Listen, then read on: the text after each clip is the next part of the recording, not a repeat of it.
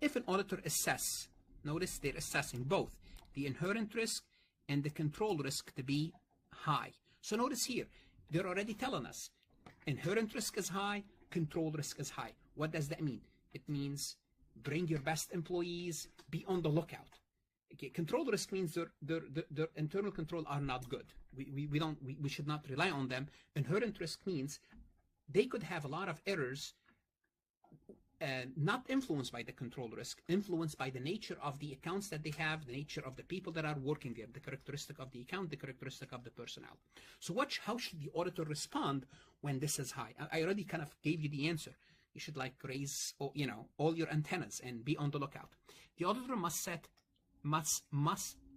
then set the acceptable level of detection risk for an account to a relatively low level. And the answer is yes. Now you cannot take any chances. Your detection risk, your DR, must be set at a low level. Why? Because the company is risky. So your detection risk must be set at a low level, maybe 3%, maybe usually it's 5%. Okay? Why? Because the company is risky. You cannot take any chances. Because if you take chances, well, you may miss a lot of mistakes. So 1 is correct. Now we can keep. We can only eliminate D because neither 1 and 2. All we have to find out now is if 2 is correct, and if 2 is correct, it will be both A and B, both 1 and 2, which is C.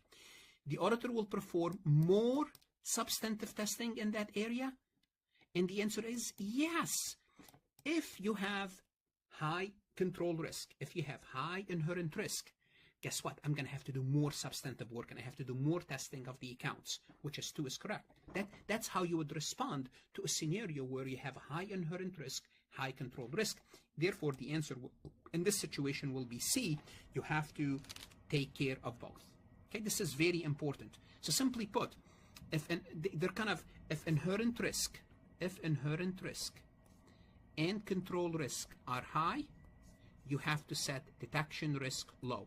Now, I cover this way much more in details in my lectures on my website, like really, really in details. Like the audit risk model is covered in depth. It's covered as if this is the first time you look at it when you're sitting in your college seats.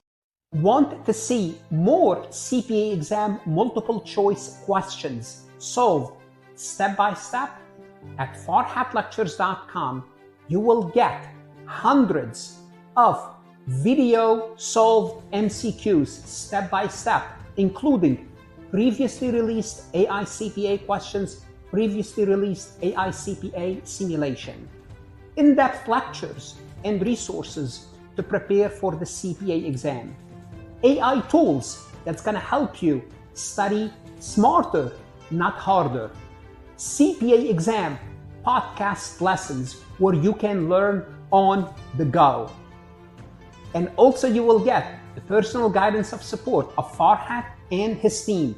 If you are serious about passing the CPA exam, this is your next step.